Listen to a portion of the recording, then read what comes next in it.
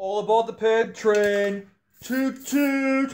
It's Dan Walls back again from Illumination wall art, and this time I'm going to be spray painting this snake. He's already had a layer of acrylic all over him, as you can see in the previous video that I did this morning.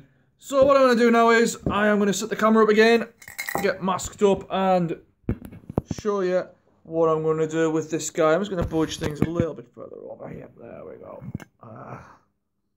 Perfect. So I've got two new tins of loop here. I've got the Salzburg and a Graz. You can see there's a slight difference in colour between the two of them. I'm just going to do it to blast over this guy here to get a different idea of where we're going.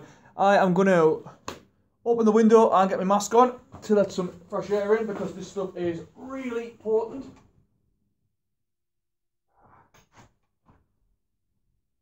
And I'll cut my mask on if I can find it. It's just down here. So, if we're tuning in at home, and we're going to be doing some spray painting as well, with a mask, goes over your head. Well, that's busted that one. Nightmare. So it's supposed to go, one goes around the back, one goes over the top. We'll just tuck these two together in here, I guess.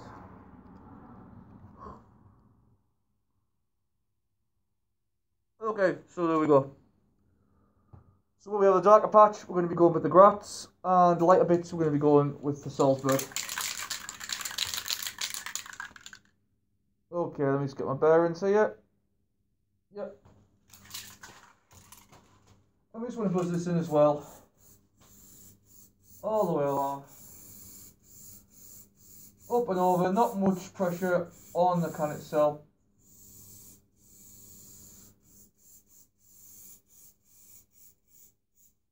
Just buzzing it around and doing what we can to cover it over without getting too lost in the whole process.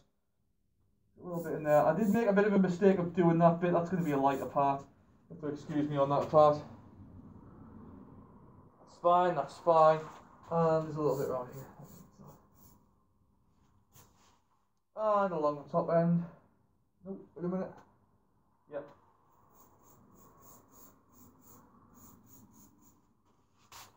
And all the way along this bit here.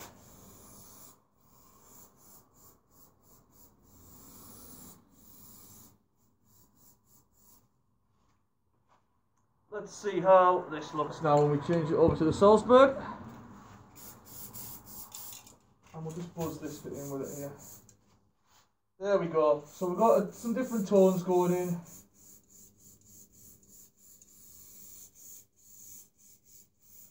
All the way over his head.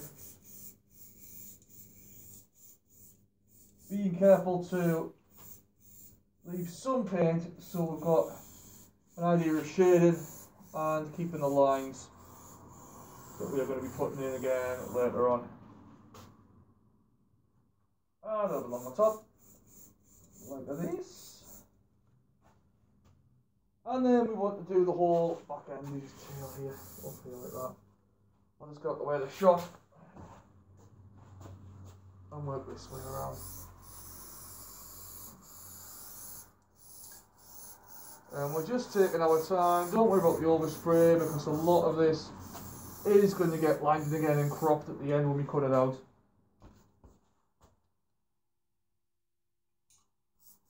In here as well,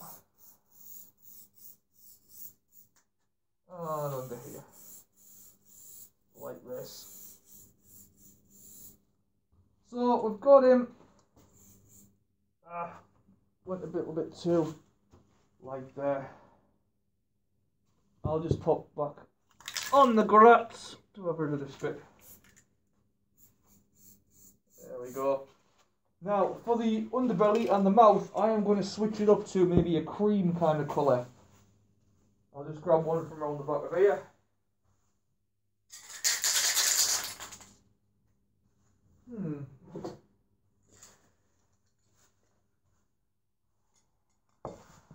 I've found an old tin of Budapest, which is like a creamy sort of green colour, which should be quite a nice want to do on this guy. I'll just give it a couple of test fires. If you haven't used the can in a while, just make sure you give it a good shake and then test it out, because it comes out a bit like silly string. It's a bit gross. Just so you can fire it up. I'm just going to switch this up 1 minute to put this at a height where we can see it better. That's better. So yeah, going to go with the Budapest in his little face here. Just taking my time.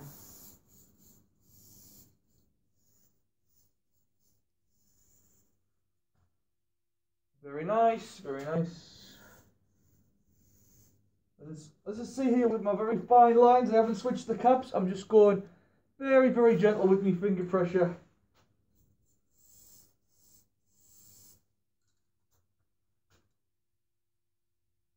Looking good. And along the back of it.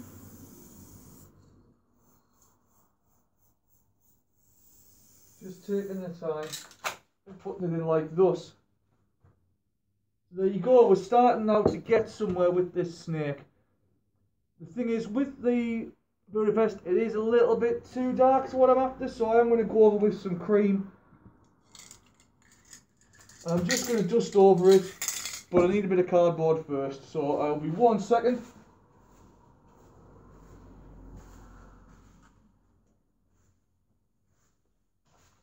Just going to be going with a normal curved piece of cardboard just so I can get some of the details in.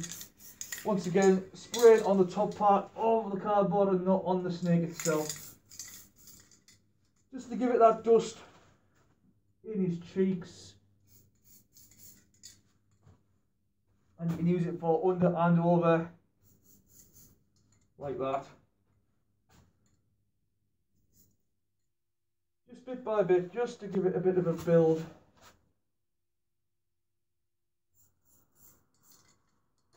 So it's not completely that colour. There's a bit of overspray hitting it, but it doesn't matter too much. We need to be putting some detail in him later, his little checks on his body. And all the way along here as well.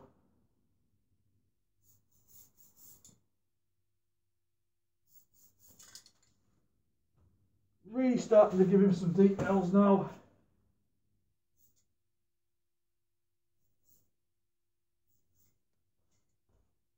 There we go. Maybe in the tree branch, I might go with some, I don't know, maybe some greys to make it really dark, because then I'm thinking about adding some maple leaves. So I will use a dark grey on there. There it is. Go with the dark grey, this Sacramento colour, and I'm just going to use it just to put in a little bit more tone in this tree. Kind of using this cardboard just to kind of give it that texture. It doesn't matter if you get it perfect, you can make it up, because it's obviously it's natural, it's trees. So it doesn't have to be perfect if you just make a sort of a strange texture on it, like that. Not far off now really. Even this back end of it, you can just dust it on there and it gives it, flip it over this way even, so you're using this end and you can just lay it over like this. It will give it that wavy kind of strange line, so it looks like the bark of the tree. And you can put as little or as much in as you want. Just experiment with it, flip it upside down, use different bits. We're pretty much just putting some little bits in, just to give this tree a little bit more texture to it. That's not looking too bad now, we're getting there. And then I want this bit to have the light on it, so I'll do that thicker first. There we go. So we've got ourselves quite an interesting looking tree. You can even do this technique for mountain ranges, clouds. You can do all sorts, and it's just from ripping up a bit of cardboard and using it as a stencil like that. Dead easy. So we'll let that dry a second, and then I'm probably going to go in with some white. Actually, no, tell you what I'll do first. I'm going to get our old friend transparent black back. And we're going to add some shading. Just so underneath the branch where it would cast it on the snake. You're just following that line down there. And under here as well. It would be cast on the snake. And then there'll be some bits here as well. Where these folds would take up under the chair and under the nose. Just little bits here and there. Just don't go too crazy with it. We're just using it sparingly. There, where that whole thing would come out and off like this.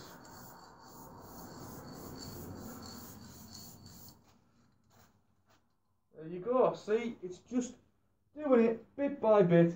Follow the shape of the body up. So there, that will cast the shadow down a little bit like this onto his back. Across the head. Just putting these bits in just so we can build it up a little bit, give it a bit more, make it a bit more you. So you're kind of adding your own take on it.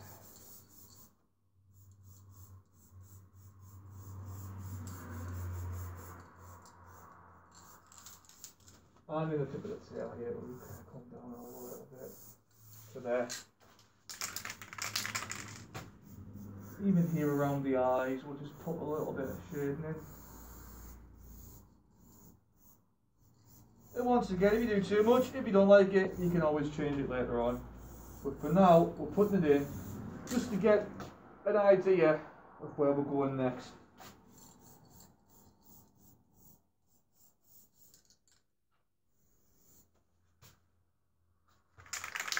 And under here as well. There we go, put a bit of that in.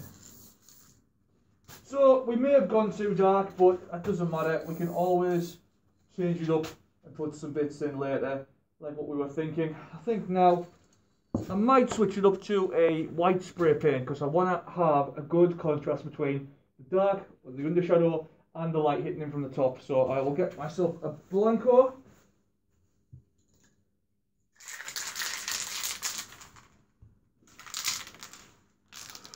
Luke Blanco White, very, very good spray paint, but it comes out dead quick. There's a lot of pressure in it. And with this, we just want to be hitting it a little bit at a time. So once again, we're using our trusty piece of cardboard. And where we've got domes and curves where the light would hit, we're just popping it in like that. A little bit at a time, popping it in. Doesn't have to be too precious just yet. You can also see I'm getting a bit of overspray back on our brown, but it doesn't matter, we can always fix it later on. You want to be treating this whole thing as a series of experiments, not a final finished piece, because that won't happen right till near the end. You don't want to look for that at the start. You just want to experiment, have fun, and learn as you go.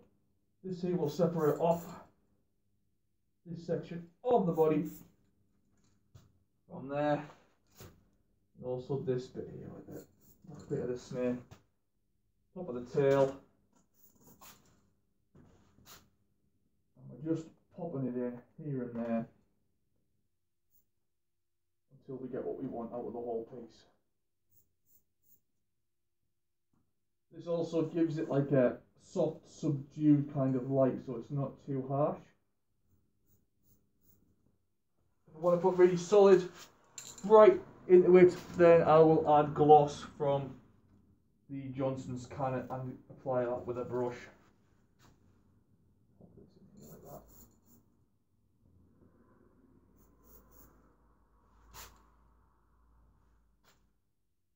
Also along here, this is difficult now because I have to work the other way around, but if you can bend the card to match this shape here like that.